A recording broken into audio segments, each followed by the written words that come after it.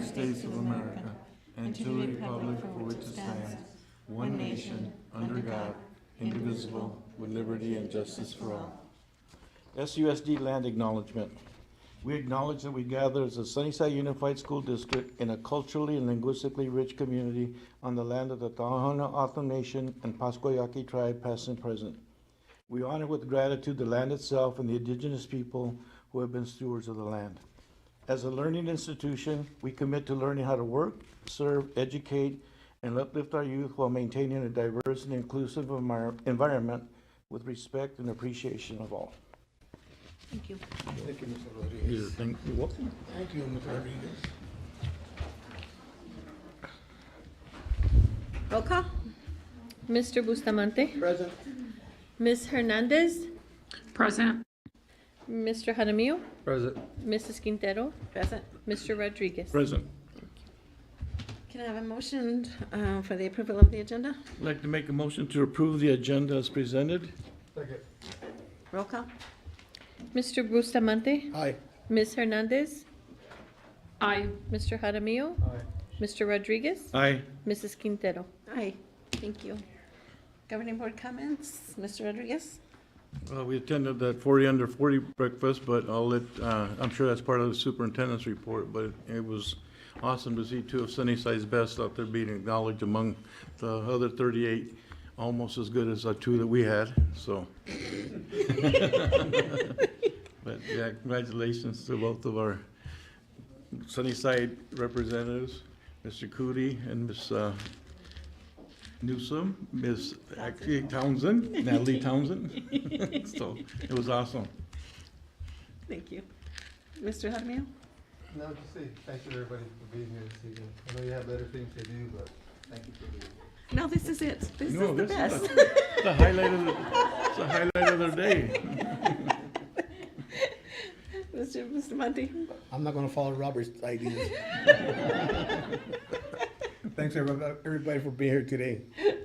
Ms. Hernandez, do you have any comments? I do not, thank you. Thank you. I just want to say, yes, it was great to see our honorees this morning. It was great. And thank you for being here. Mr. Superintendent's report. All right, thank you, President Quintero, members of the board, members of the audience. We're going to start with the Barrio Nopal Park grand opening. And so Sunnyside District families have a new park to enjoy in the Barrio Nopal neighborhood. We had the pleasure of joining the city of Tucson for the grand opening of the Barrio Nopal Park earlier this month. This park and splash pad is right across the street from Challenger Middle School and a short walk from Elvira Elementary. We are so proud to see these investments being made in our community. Our kids and families deserve spaces like these, and we hope the new park will be enjoyed for years to come. AASC Spirit Conference. Our student council leaders at Desert View and Sunnyside High School are definitely built to lead. They attended the Arizona Association of Student Councils Spirit Conference to meet with other student councils in Southern Arizona to learn new and amazing ways they can continue to build positive energy in our high schools. New uniforms for middle school sports. All of our middle school sports teams have received brand new uniforms for this school year. We are currently in season 1, where middle school students are able to participate in volleyball, flag football, and cross country. Community partners inspire Santa Clara Bulldogs. Thank you to our community partners at Tucson Police Department and Genuine BMX for inspiring and encouraging positive behavior to our Santa Clara Elementary School students. During their PBIS assembly, students walked away knowing that being kind, respectful, responsible, and safe will help with building the foundation of a great school year. Santa Clara Elementary also unveiled the name of their bulldog. We give a big hello to Beto the Bulldog.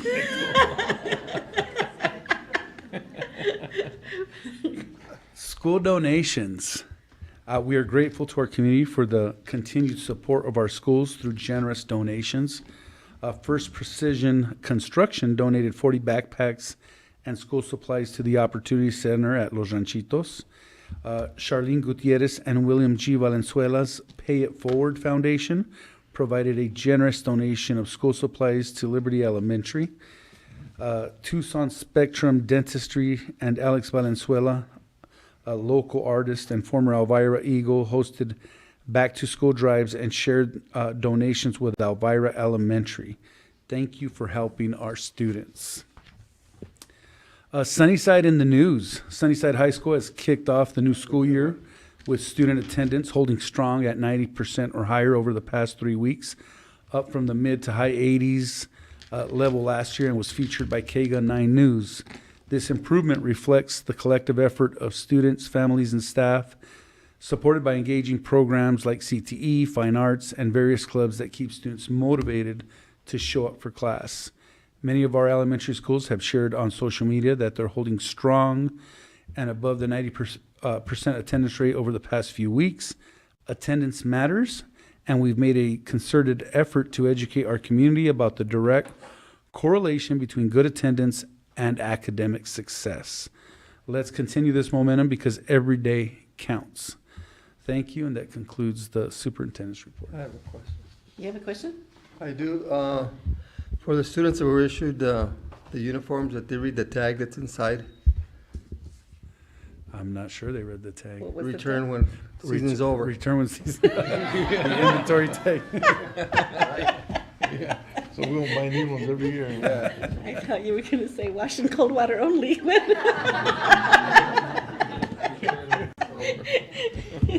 It's like, okay, hey, this is board recognitions, yay.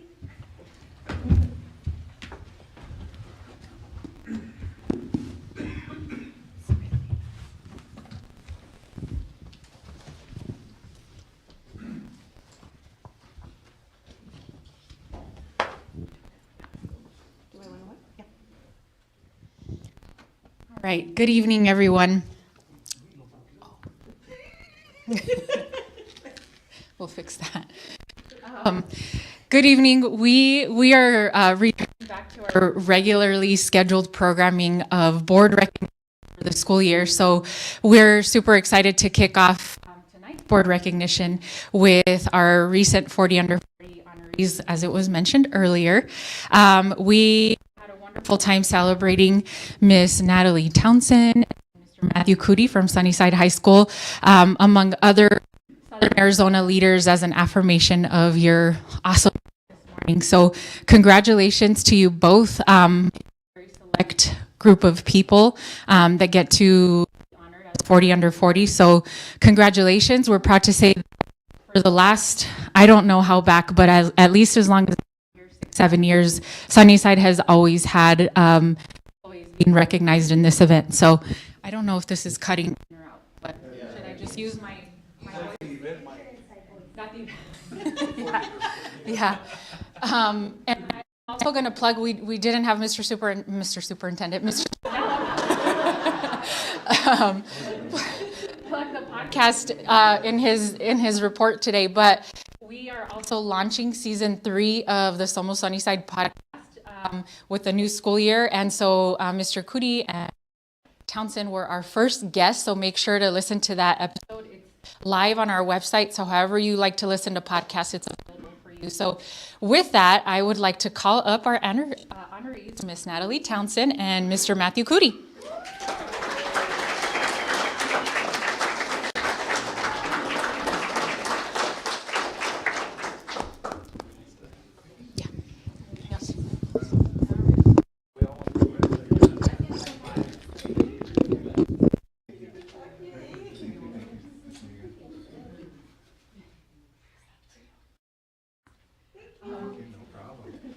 And then I believe Ms. Ponce was also going to come up and say a few words with her special guest. Oh no, he's supposed to come up here with you.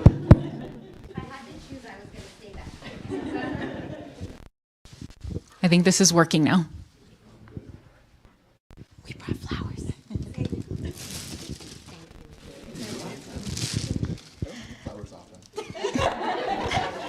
Everybody loves flowers. This is just really special to us. To have somebody recognized for such a big honor. For such a big honor for 40 under 40 is really special, but to have two people who definitely deserve it means even more. I think what's really unique is that they both deserve it in their own right. Miss Townsend is like exactly what we hope that all of our kids grow up to be. She grew up in our community, she went to our schools, she met her husband. I'm still in her video, she had her baby, and just like this whole community has been a part of her life. So to watch her just kind of flourish is pretty impressive, and I've been impressed since the moment that I met her. And I know she'll do better things as it continues to come. And then Mr. Cootie, man, so many things to say about Mr. Cootie. He has just exemplified everything that we hoped that the EMS program could be, and it's because of you. We've had a lot of people who have done a lot of really great things, but you took what they had and you continue to move it forward. As a principal, I'm proud to work with you. As a parent, thank you for teaching my kid her passion.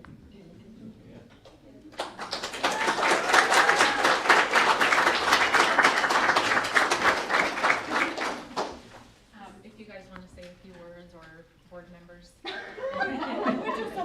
I'll start and then we'll get back to them, because I know they both want to say a few words. They're pros now, they've been on the podcast, and they had some videos this morning on, at the convention center, so they're comfortable with that. So, first of all, congratulations. I mean, you guys definitely exemplify, not only the Sunnyside district, but, our theme this year was lead what matters, right?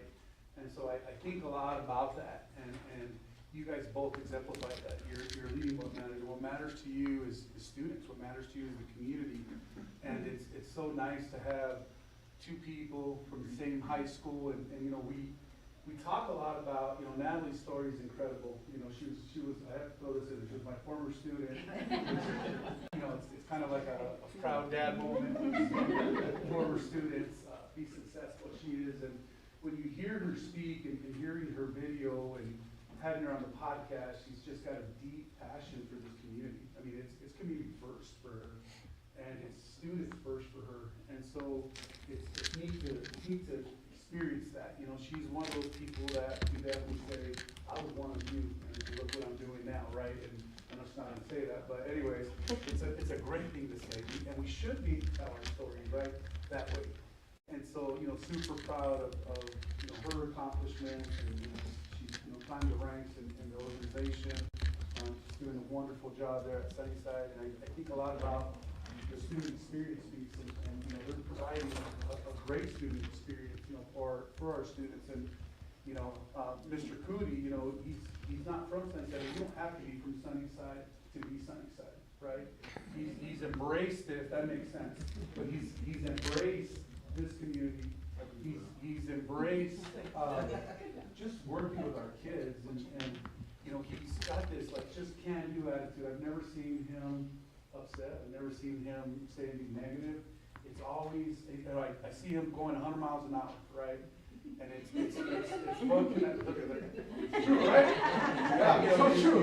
You see him at the football games, the students, their experience in their I call it the field, in field mode, right? And their hands-on pieces of being a host of students, and what they learn in class, they're carrying out to the field, and so he's been here before, recognized at a board meeting because of amazing accomplishments his students have achieved, and being nationally recognized and earning the national certifications. And so that continues. So we're so proud of to call you a Blue Devil, and that you're working here in Sunnyside, and you just provide amazing experiences for our students. So thank you so much. Thank you. All I gotta say is thank you. I mean, you took everything I was gonna say already. I mean, you guys don't, I may come here and laugh, or I've been here before, it doesn't make me any easier coming up here, but I appreciate the kind words. Thank you for the recognition. Thank you for letting me be up here. It's amazing to see some of my students in the back too, so, I just wanna say, I already said it, but thank you again. So, for the kids. Yeah, same here, recognition is a hard thing for me. It's super hard. Just because I do believe, we work really hard, everybody in this room and everybody in our district works really, really hard. And you want to like, you know, it's like the Mean Girls, you want to share a piece of the crown, as silly as that is, you know, but it's hard and, you know, there's a lot of people that, you know, help you get to a place that you're at. And, you know, I said this in the podcast, it takes a village and the work can't be done alone. And so I'm really grateful for our Sunnyside community. I'm grateful for the Sunnyside staff, and it's just super humbling to be up here. So thank you all as well for being amazing colleagues and being part of our journey.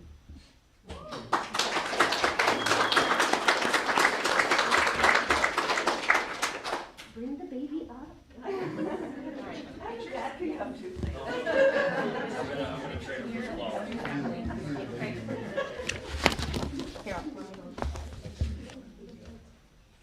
You can hold the flowers, bud. Okay, let's squeeze in for a picture. Took our flowers away. You could put them like in between. The guys get flowers too. Dude, grab it, let's go. Oh, up front. Up front. I'm the tall one? Right here, stand right here. You're good. Okay, ready? On three. 1, 2, and okay, got it. And then we want to do like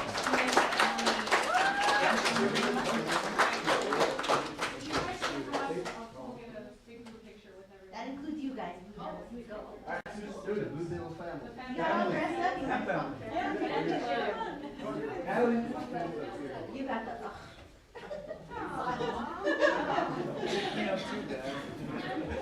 You hold my flowers? Yeah, of course.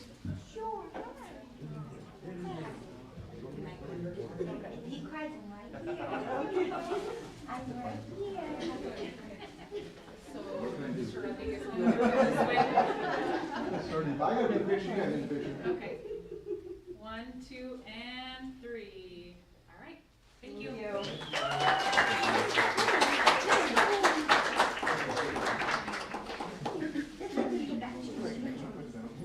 I think I'm gonna students. Yeah. Come on. Of course. You want my flowers? Give it away, can you? Take a picture. Come on, Don't you hear?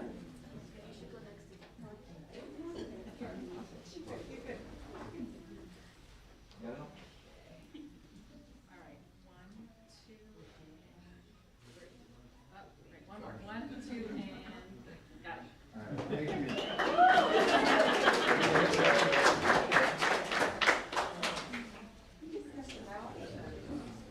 I you. Boo. Boo.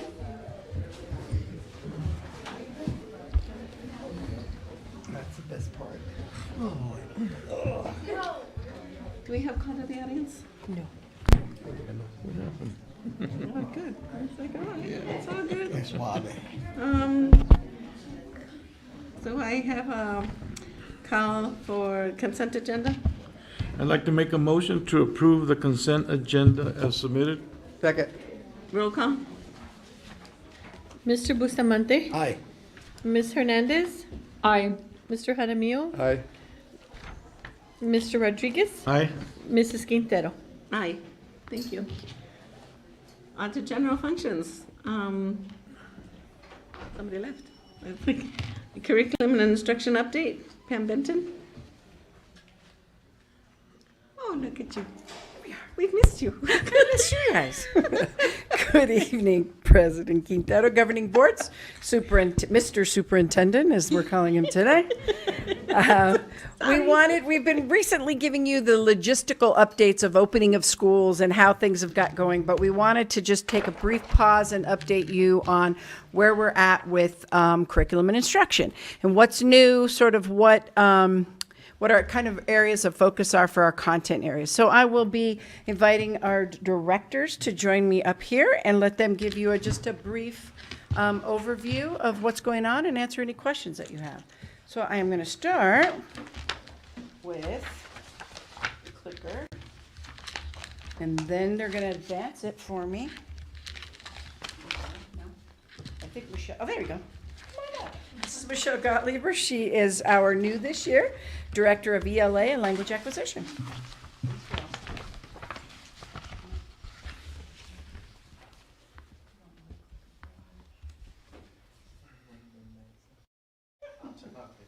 Okay, you'll be the clicker. So you're going to click for Michelle. Okay. Good evening, Ms. Quintero, governing board members, and Mr. Gastelum. My name is Michelle Gottlieb. I'm the new Carmen, as I like to introduce myself. So I'm here to talk to you about our English Language Arts Department and what we rolled out at the beginning of the year. That's you. Okay. So at the beginning of the year, we rolled out our new updates to our EL education. So we updated our modules for kindergarten through 5th grade, as well as all block updates for grades 3, 4, and 5. These updates included enhanced lesson design, which makes it easier for our teachers to follow the lessons. They're more streamlined. It includes amplified writing, a robust assessment that has better tools to track student progress and adapt instruction, and support for all of our learners, which includes extended multilingual learner supports and support for all learners through UDL, which is important to us. We also launched our new Common Lit curriculum for grades 6, 7, and 8. So we had 2 full days of professional learning for teachers and leaders. So that was 16 hours of professional learning. Common Lit's mission is to empower teachers with what they need to make literacy instruction effective and joyful. And I'm happy to share that after 2 full days of training, our teachers were ready to go into the classroom. We had such a positive rollout of this new curriculum. Teachers expressed at the end of those 2 days how ready they felt to go into the school year, which is so important for us. Some feedback that I received from teachers that attended, they said formative assessment strategies are built into this curriculum. It feels less overwhelming, like a teacher created it. And this is a curriculum written by teachers for teachers. It's user-friendly and allows you to follow it and morph it to meet the needs of our students. And changing curriculum can be scary. There's a reason and a purpose to this curriculum with intentionality, and it makes us excited. So over the past 2 weeks, I've been able to go into classrooms across the district and talk with teachers now that they're using the curriculum with our students. Our students are excited. I was over at Lawford at the end of last week, and a student said, I wish we had this last year in my ELA class. So we've had just such a positive rollout of our new curriculum, and we're really excited to see it progress throughout the school year. Are there any questions that I may answer for you? Not yet. Okay, thank you.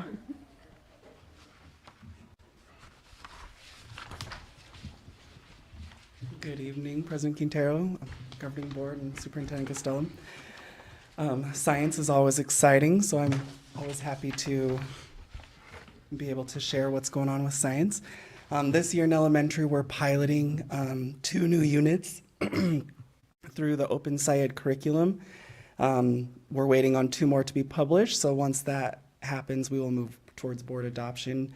But it's been really exciting to start to see some of that roll out. Like 5th grade, for example, is they have terrariums, and they're starting to get really excited about what they're seeing. In the middle school world, we moved towards board adoption last year, so this is their first year using the Open SciEd curriculum. This summer, we had the opportunity to partner with Arizona Science Teachers Association to be able to do a curricular launch with some teachers who were able and wanting to come to that.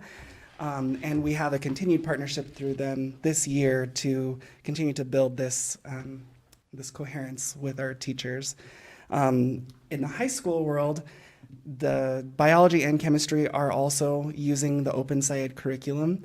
Physics is continuing their partnership with Peer Physics, and we've renewed that partnership with them. Some other exciting things is that we have a dual enrollment chemistry class that's now being offered at Desert View, which is new.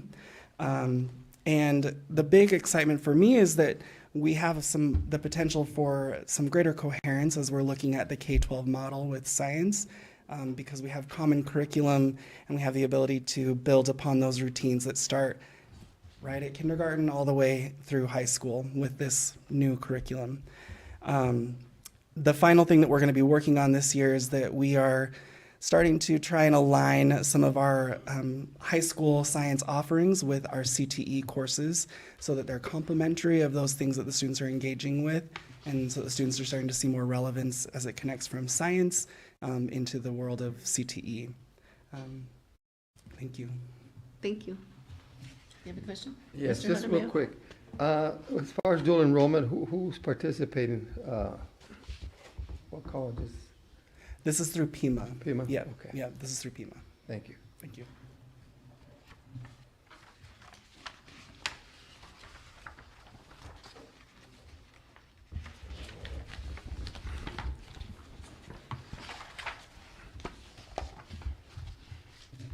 Good evening. We are going to very quickly talk about math, and the big focus for probably the past couple of years with math has been data. I have spreadsheets coming out of my ears. They are my happy place. So we have an adage with the adaptive schoolwork that we've been doing, this idea that like more data is not necessarily going to yield better results, but I do very strongly feel that we need to have our data to make programmatic decisions about what's happening, where kids are being placed, catching holes that might be in credit recovery, as well as what's happening within the day-to-day. That needs to be very data-driven and not just kind of like marching through. So that's been the focus for the last couple of years. I have a historical math data sheet that brings tears to my eyes, and it gives us that 30,000-foot view of all of our students. And that is really driving, like I said, programmatic decisions. Which students seem to be best equipped to join the honors math program in middle school? Which students are going to be eligible for the dual enrollment in high school? Looking at students that might need to, that have kind of slipped through the cracks as far as credits, and so making sure that we're getting on that very quickly so that we're not scrambling right when it's graduation time in May. With the historical math data sheets, sites have all of their students, and then I even give teachers a copy of the students that are rostered to them in Power School. It's the same data that they have in our other systems. It's just collated all in one place so that we can quickly access it and see where our kids are at in terms of math. As far as like the day-to-day learning, we've really been honing in the last couple of years on intentional planning and related to that student work analysis. So again, what is the intended learning? There's been a focus on CPA squared, again, a math pun. When we're learning our mathematics, the idea that we go from conceptual understanding to procedural fluency and there is application, as well as the idea that when we're learning mathematics, we're going to do math first with the concrete, and then we're moving into a pictorial representation and then into the abstract of just basic number crunching formulas, et cetera. So thinking about where our kids are supposed to be at in the learning and where is their student work showing that they are at. Because if they are not quite where they're needing to be at, we have to intervene at the level that they're at. So really working with teachers and coaches and site administration over the last couple of years, focusing on that. In a nutshell, right? You have a question? No. Nope. No. Mr. Jaramillo? Yeah, I like that you're interacting with the students that are struggling, that are quite not there, that don't feel comfortable with math, and that you encourage them to even go further. I mean, I like what I hear, so thank you. Feel free to join me on walks at any time. Thank you. Or look at our data sheets. Those are fun too. Right? For social studies, in the changes with Mr. Cotter last year, he covered social studies for us and science, but we moved him to Sun and Science this year. So he's director of Sun and Science. So currently, this is a shared responsibility for us. So for social studies, Jim Ridge will be helping me support the middle school, and I support the high school for social studies. So the new for 6-8 is launching Discovery Ed. Actually, Mr. Cotter was helpful in moving this piece forward. But really, the Discovery Ed social studies textbook, if you've been around for a while, which many of you have, this sounds familiar in that we used Discovery Ed like when we first went to the one-on-ones and some of the early tech book. It has grown tremendously. The resources that are there, it's in grade 6 through 8 now. There is some of the high school looking a little bit at it. The pre-service was the first introduction, the pre-service PD was the first introduction to middle school group. One of the things is we do have additional PD time with Discovery Ed throughout the year. So as they begin to meet and continue with their inquiry units, but using Discovery Ed to really support that, rather than the inquiry units before were resources that we had put together, which were solid, but they're hard for new teachers.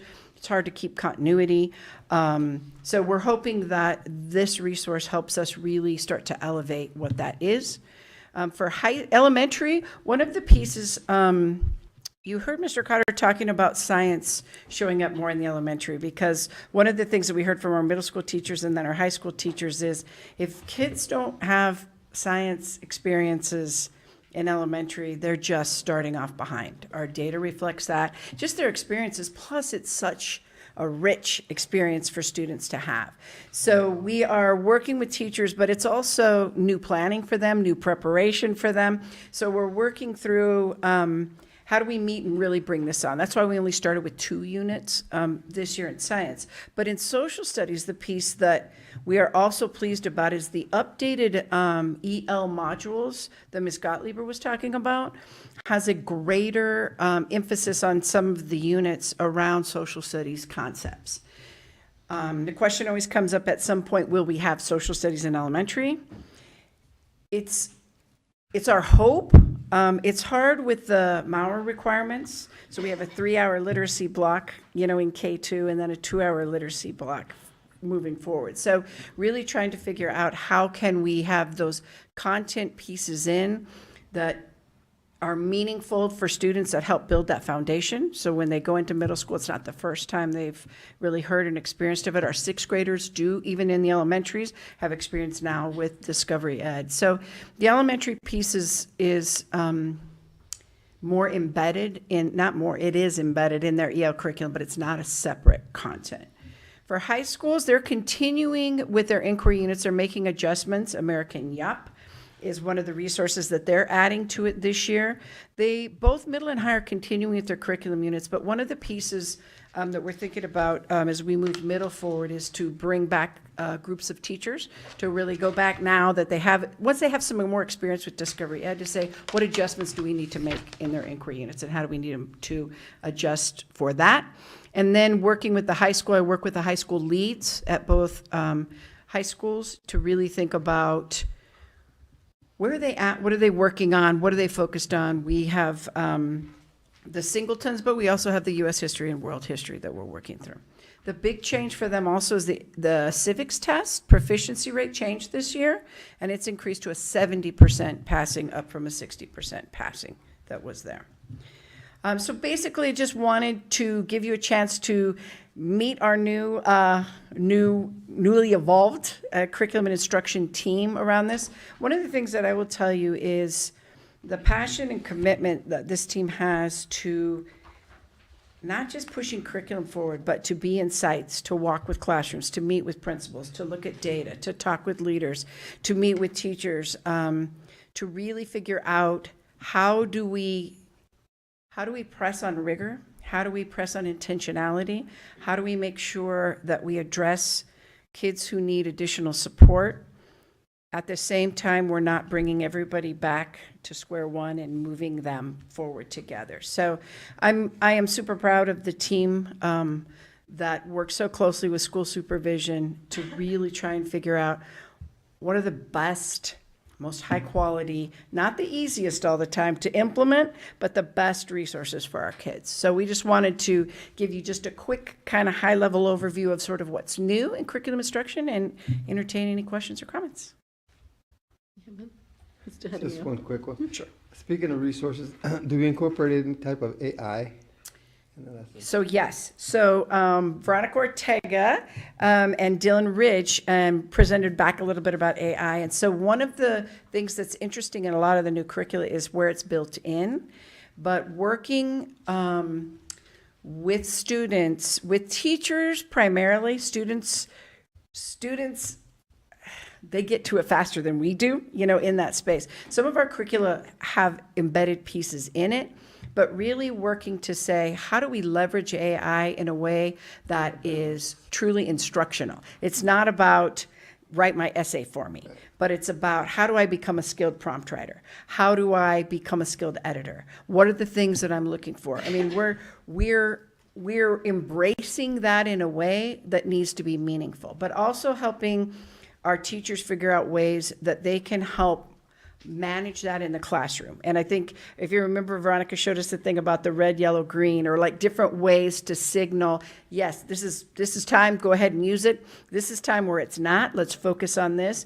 But it's really about us as the adults kind of rethinking, what are the possibilities here? How do we keep our eyes on it? And how do we really help our kids be smart about gaining the skills to make AI work for them and not just, it's not a cheat. That's not its point.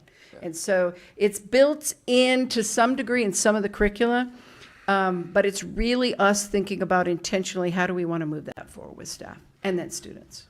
Okay, thank you. Thank you. Oh, Ms. Consuelo, did you have a question? Yeah, can you hear me? Yes. Yes. Okay, this is seems like a really exciting program for our district.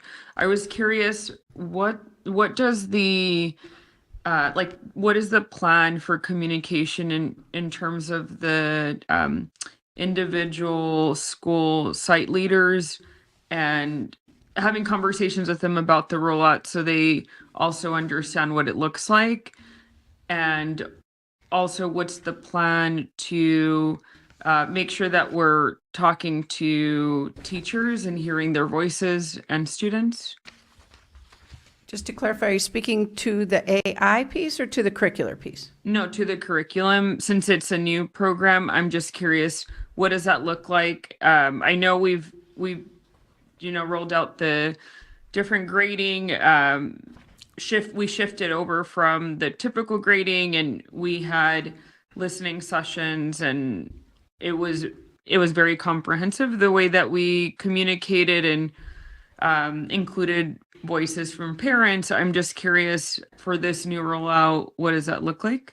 Absolutely. So I will, and if any of my colleagues wish to join. So speaking more to the new curriculum, math, we don't have new curriculum, it's just additional change in focus. But in the middle school, ELA, and in science and social studies, though that was work that occurred, and EL occurred previous to the spring, or like in the spring of last year. So speaking to the ELA curriculum, we had a couple different events, I want to say 2 or 3, that we held opening for teachers to come and look at the new units. I'll let Michelle jump in on what we did for ELA. Yes, so in the spring, we did bring teachers together to preview the units and receive feedback on whether we should roll the updates out. Everybody was in alignment. We got great feedback regarding the updates. Leaders and instructional coaches were also invited to the professional learning that we did at the beginning of the year. And as we go out to schools, we start with the leadership team first. So we talk about the curriculum, what are you noticing around the implementation with teachers and students, and then we debrief after. And it was the same for the middle school. So we had a number of opportunities for them prior to even making the decision if we were going to move it forward, to take a look to see, because of the pilot status with the middle school curriculum, we had representation from every school showed up, but we had multiple opportunities to do that before we move forward with ELA. And similarly, Mr. Cotter will tell you a little bit about science and social studies curriculum. So for science last year, we spent our targeted Wednesday time working with middle school and with high school, diving into the OpenScience curriculum to determine if it was a good fit, if it was going to align with our goals, all the things that we hold dear, that we value. And that was when that was determined that we would move forward with those, and then move towards the board adoption. With the elementary, we're piloting it right now because we don't have the full 4 units for each grade level. As each unit has rolled out, conversations have been sent out, emails, communication has gone out, and I've met with individual teams to talk about questions that they may have had. But this year really is a growing year. a learning year for that elementary piece to understand what's working and what are some things that we want to really pay attention to, especially as these new units are being published. We're going to be able to look at them with a more critical eye because we'll have had some experience within those first 2 units. So the goal is to continue to gather information from teachers, especially in the elementary world. We know that science is a hard thing to sounds bad, to find time for in the elementary world. There's a lot of demands upon those teachers. So we want to make sure that we have a curriculum that has that ability to happen in a short amount of time, or that you can go deep, but that it can be consistent, especially in that K-5 world.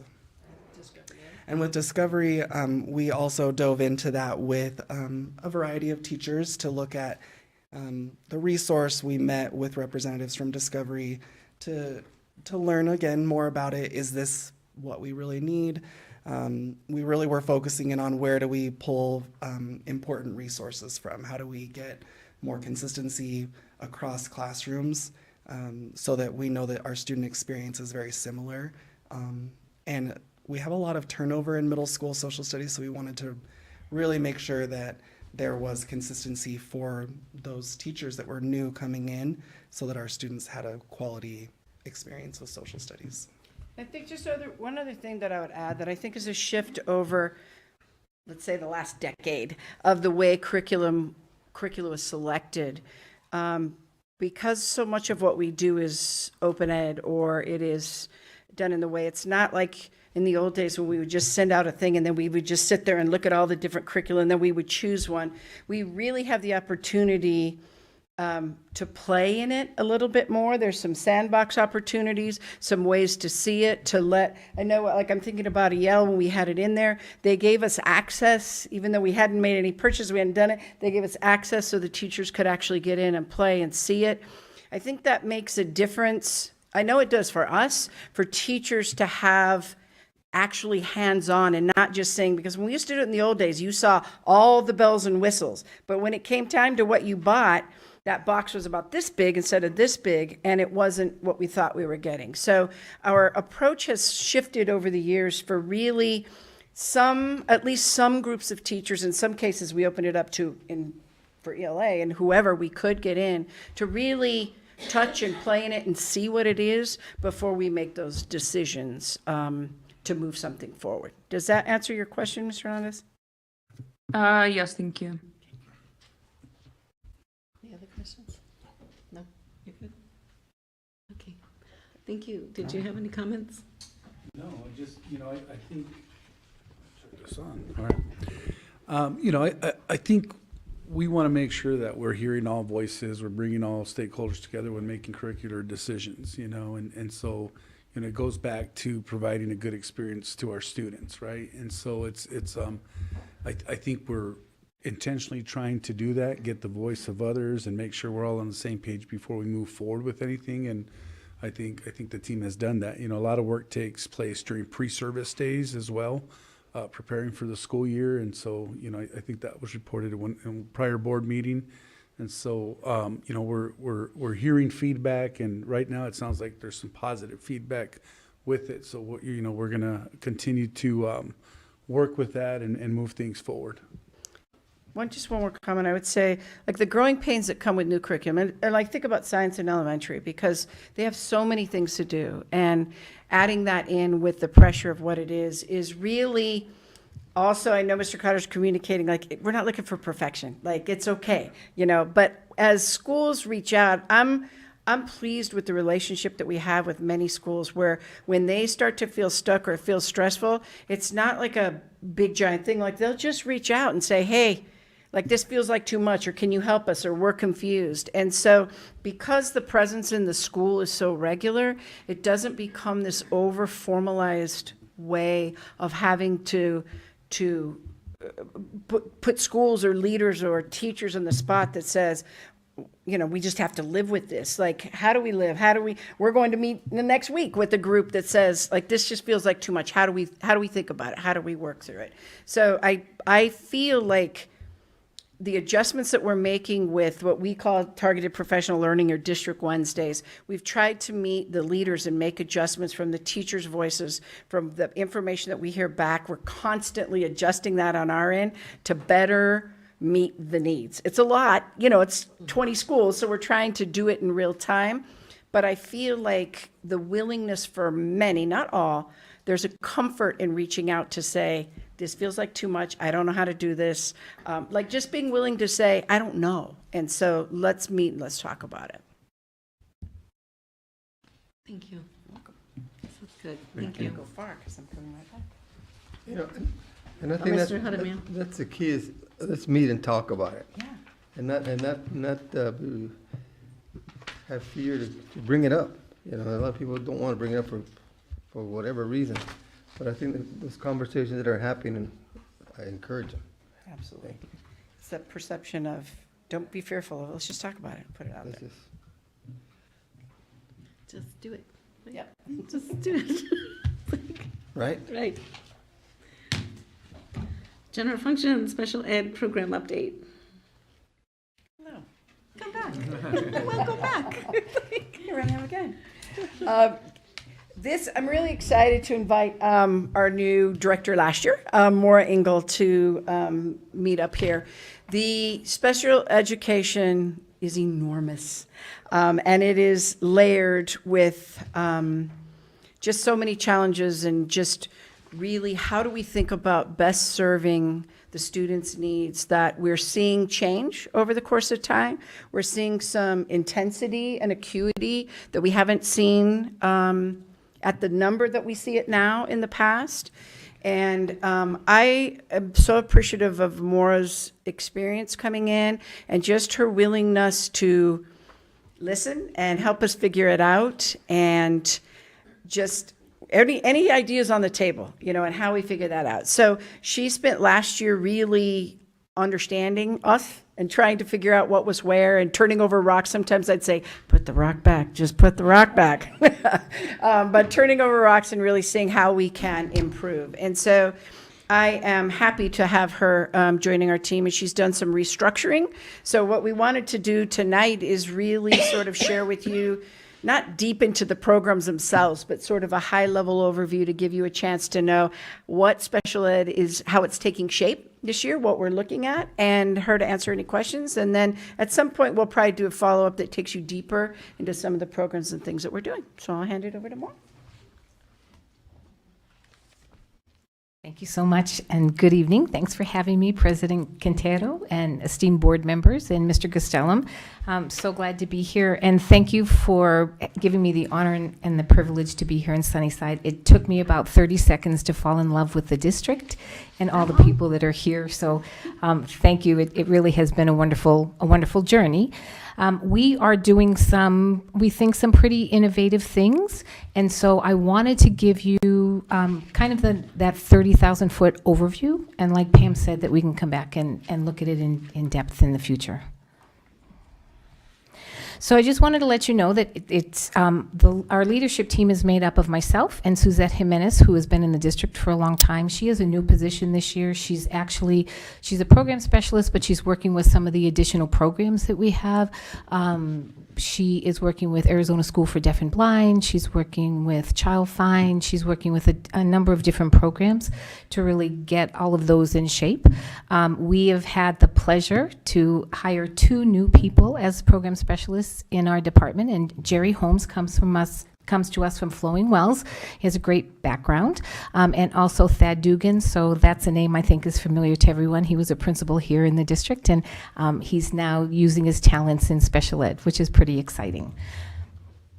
So I wanted to just give you the general overview of programs that we have. These are the specialized programs that work with students with pretty significant disabilities. And the first one is the Autism Self-Contained, and it's called a C, Least Restrictive Environment. And the C means that they are in more of a self-contained environment. And I'm going to use the acronym throughout, but I wanted to make sure that you knew that that's least restrictive environment. We always try to put a student in the best environment for them, and we try to we try to get them back to general ed as fast as possible. And so that's the self-contained part of this. We have a number of programs, 223 students in the district who are in self-contained autism classrooms. That is not all the students with autism in the district. Many of them are in general ed, but we're just looking at the self-contained programs tonight. So that's Los Niños has 3 classes, Mission Manor has 5 classrooms, Rivera has 1, Apollo has 1, and Sunnyside High School has 1. So we are really looking at the comprehensive way that we support students with autism in the district, and they're doing such a great job, and really an amazing job. The next program that we're going to look at is for social emotional programs. That's typically students with emotional disabilities. There are 33 students throughout the district who have social emotional issues that are in a self-contained kind of program. And we have Sierra with 10 students, and Desert View with 10 students, and Sunnyside with 13 students. So we're looking at all sorts of ways that we can support them. Sunnyside is a really amazing place, and Sierra is a really amazing place, and Desert View is, because they really look at students and make sure that they're in a self-contained program where they can be supportive, but they also have opportunities to be out in the general education population, which is pretty fabulous. The next group of students is students with intellectual disabilities and multiple disabilities, and they're also a level C. We have 117 students throughout the district who are in self-contained classrooms. Again, that's not all of the students who are identified with intellectual disabilities and or multiple disabilities, but they're students who need more support, and the teachers and the staff are able to give them a lot more support and meet their needs. And these programs are 3 classrooms at Santa Clara. We have 1 at Challenger, 1 at Apollo, 1 at Desert View. 2 at Desert View, and 4 at Sunnyside High School. So as you can see, the students really get all of that support. They can start very early, as early as kindergarten or 1st grade, and they're getting support all along the way, all through high school. Do you have like assistants for the teachers in some of these classrooms? Oh, I'm so glad you asked. That was perfect. Yes, we have designed for this year, we created sort of a staffing module. So we're saying for every self-contained classroom, there'll be 1 teacher, and there'll be 3 assistants who, or PCAs in the classroom who are supporting the students and the teacher. We're looking at that kind of in general, knowing that there may be some classrooms that need more, depending on the students. So we're always ready to add more support, but we're always going to start with that staffing ratio of 1 teacher and 3 PCAs and most of our classrooms have between 10 and 12 students, so they have a smaller number. We have something really exciting happen. We had to, because of some circumstances that came up, we had to create what is known as a D placement. And a D LRE placement is one of the most restrictive environments. It's typically for students with very severe disabilities. Oftentimes it's behavioral. And so it's for students with autism who struggle being in a general ed classroom, and students with emotional disabilities who struggle being in a general ed or even a self-contained classroom. We now have created 2 classrooms, and we have Mission Manor, who took on 4 additional students with pretty significant disabilities, and we created a brand new program at Los Ranchitos, and that currently has 1 student, and it has a teacher and a PCA there to support 2. Mission Manor also has 1 teacher, and we're working on hiring. We should have 5 PCAs in that classroom because the students have we want them to be safe. We want them to be safe with other students and not harm themselves too, and that's a big issue that we're looking at in these classrooms. So those are the 2 new classrooms that we've created in the district, and really did it pretty quickly. So but we're very excited about that and the possibility of growing those. Thanks. Just so that you know, in the district, we now currently have 2,053 students with IEPs. total. So when we look at all those numbers, you can see that we're not putting a lot of kids in self-contained classrooms. Most of those students are out in general ed with lots of support, with teacher support and PCA support and administrative support. Administrators are just wonderful at that. But we have about 2,053 students currently, and that number grows. Typically by the end of the year, we'll be closer to about 2,050. But I mean, 2,250. We usually run about that number in the past. So just so you know that is 16% of the total population of Sunnyside. It's a pretty good amount of students that we have that we work with, and our staff do great jobs. But it can be a difficult opportunity for teachers. You know, they struggle sometimes because it is very taxing sometimes, and that's why we want to put as much support in as we possibly can and give them as much kind of definition to their jobs. And we're also, the one thing that we're doing this year is we're creating some additional training for all of our teachers and our staff so that they feel like they're really prepared and able to be in a classroom. Here's some challenges that we have, and it's all big staffing challenges. We have a number of vendors that we have to hire because we don't have enough staff. So we're really looking for ways that we can have people come to Sunnyside and be a direct hire, but we don't have enough special ed teachers. We still have a couple of vendor teachers that we had to hire.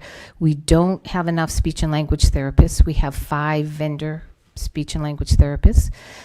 We can't find enough psychologists. We have 3, I think, vendor psychologists now, and our occupational therapists and adaptive PE education teachers, there's a vacancy in each one of those areas. The special ed population for teachers is really hard to find. So when we find a teacher, when a teacher is applying for us, oftentimes they're applying for 10 other places. And so we're trying to make ourselves as wonderful as possible and let them know all the great things that are happening in Sunnyside. But we are in kind of a bidding war. So those are our staffing challenges. Is this something that you see is statewide or nationwide as far as nation trying to fill this type of positions? And yes. It doesn't seem to me like it seemed that it's the money. It's just finding the right people that are qualified. It isn't necessarily the money because we do a really great job of paying teachers. We're right there with everyone else. And our psychologists and speech paths, we're doing a really good job of that. It's just there aren't enough people going into the field. There aren't enough teachers going into the field, just general ed teachers, but we're finding even less going into special ed, and the burnout rate for special education is high. So typically the average in the state of Arizona for sure is 3 years. So a special education teacher, a new one, stays about 3 years. So we know that recruiting is really important, but what we're looking to is retain them. So we want them to find a home in Sunnyside, to fall in love with it like I did, and make sure that they're feeling supportive. So even if they found someplace else that was going to pay them a little bit more, they know that the support and the love and the caring they get is here at Sunnyside. And so we're not only doing recruiting, but we want to retain them too and keep them, because then that's one less person. We retain someone, one less person that we have to hire in the future. I'm in agreement with what Ms. Quintero said earlier, is that I think the more help we can give some of these teachers in special ed, the less chance there is of it being such a taxing job, Mm-hmm. such a profession that they want to leave after a couple of years because they feel like they're all alone. So I think the more help we can give them, I think the better off we're going to be as far as retaining them. But I don't know how hard that is to get assistance even in this profession. We have better luck at finding assistance PCAs. I think we've been able to hire all of our positions for PCAs, which is really great. We weren't able to do that last year. We had holes. So we don't have holes in PCAs. This year for teachers, I think we only have 1 vendor teacher, so we've been able to attract teachers. I think it's the psychologist and speech pathologists where we have the biggest hole. And they're a very specialized group, and they're also professionals that can go other places. So our speech pathologists can go to a hospital, and so they like the hours, the pay is more, along with our psychologists too. A lot of them do private practice, and it's a different kind of area for them. So we are competing with a lot of different options. Thank you. And I just want to put this out there. This is kind of our motto. Fair isn't everybody getting the same thing. Fair is everybody getting what they need in order to be successful. And that's what we want for our students with IEPs, students with disabilities. We want them to be successful, and we want to be able to give them everything that they can possibly need to be successful and go on and live very full lives and work and be just wonderful members of society. And Sunnyside does a really great job of working with students so that happens. And so you should be very proud. And I know that you are very proud of what your teachers and your staff do, because they are amazing. They are really amazing. So here's some things that we're looking to the future. Pam talked about that we're doing some shifting and we're doing some retooling. So we want to create inclusive opportunities for all students. That's been the focus of Sunnyside for such a long time. With that comes training of teachers, because we know some of our teachers are doing it and don't know how to do that. So we're doing lots of training with teachers, special ed and general ed, so that they understand how to include students and how to make it successful for them, and also successful for the general ed students. In doing that, we want to increase the collaboration between special education and general education teachers. It's so important that they're talking to each other, because they're working with the same students, but the understanding of what a student with a disability needs for a general ed teacher can be a little, they don't know what to do. They're not always sure. So that collaboration is really important. And then, like I said, we want to just keep retaining our staff, because the more we retain, the less we have to hire. And I think once people come to Sunnyside, they don't want to leave. They are happy here. They know what a great community this is, and we just have to keep getting people on board who understand that and want to stay with us. So that's all I have. That's the big picture. So do you have any questions? I'm wondering, have you gone to the college, U of A College of Public Health, to talk to some of those students to see if they would like to be a therapist or occupational therapist or speech pathologist or internships, anything like that? Yes, we do have, for psychologists and speech paths, we have 4 interns this year. So we do attract interns, and we get the psychology interns. We have one from NAU and one from the U of A. So we do get interns, but we are creating a deeper partnership. And Thad Dugan, who is one of the program specialists, he has a really strong connection to the U of A. So we're going to work with him to get into those classrooms and to be able to talk to psychologists, speech pathologists, and talk about Sunnyside and have them come and visit us. So yes, so we're working to really beef up that collaboration with the universities. And this was the first year that we had an intern from NAU, which was really great. And she heard about Sunnyside, and she actually moved here. And so that's pretty wonderful. So we're really excited about that. That's very cool. Thank you. I just have a quick question. Yes. As far as funding goes, does the Title III funding cuts affect us at all? We have 2 pots of money, so we get a bulk of our money from the M&O, maintenance and operation, but we also have IDEA funds, and so that's typically a percentage of the students that we have. IDEA funding has been cut this past year, so we're dealing with a little bit less, but we always look to spend that IDEA money, because that's given to us by the federal government. They consider it anything extra, so they want to pay for extra things, but it's never enough to pay for the whole program. So we do live with on M&O a lot. Mm-hmm. Consuelo, did you have a question? I did not, thank you.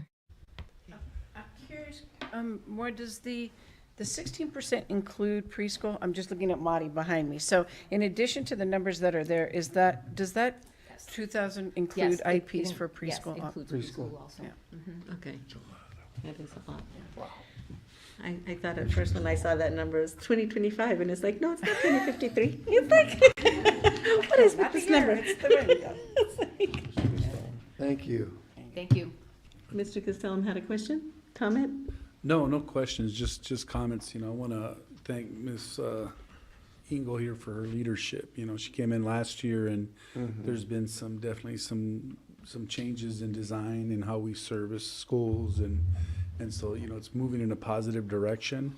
And I think more importantly is this piece of just follow through. Making sure we're responding to our schools, when they're in need, when they have questions. I mean, it's real difficult to, you know, it's better now, but, you know, it was difficult in the past when you're short sped teachers, if you're short, you know, teacher assistants. And so they've just worked really well with our schools to provide the support that they need. And so, you know, very pleased with how, you know, in the direction that's moving. And we're always gonna, you know, it's that's been the case now for a while, just the challenge of finding qualified sped instructors, right? And then the specialized ones, your psychologists, your speech pathologists, we're all fighting for these people. And then it doesn't help that there's vendors out there that can pay more. There's private sector out there you have to compete with. And so those individuals that really want to work with children, really want to work in communities like ours, they're here. They're here. And so we're you know, our efforts, we got to get creative with recruiting. We got to get creative with putting the word out and attracting more individuals here. But we're also competing with all the other districts in the same situation. So, yeah. Nationwide. Yeah. Thank you so much. This is really informative. We have suggestions for future agenda items. No? No? Ms. Hernandez, do you have any future agenda items you want to see on the agenda? I do not, thank you. Thank you. Well, I do not have one either, so we have no unfinished business, so do I hear of a motion to adjourn the meeting? I'd like to make a motion to adjourn tonight's meeting. Second. Roll call? Mr. Bustamante? Aye. Ms. Hernandez? Aye. Mr. Jaramillo? Aye. Mr. Rodriguez? Aye. Mrs. Quintero? Aye.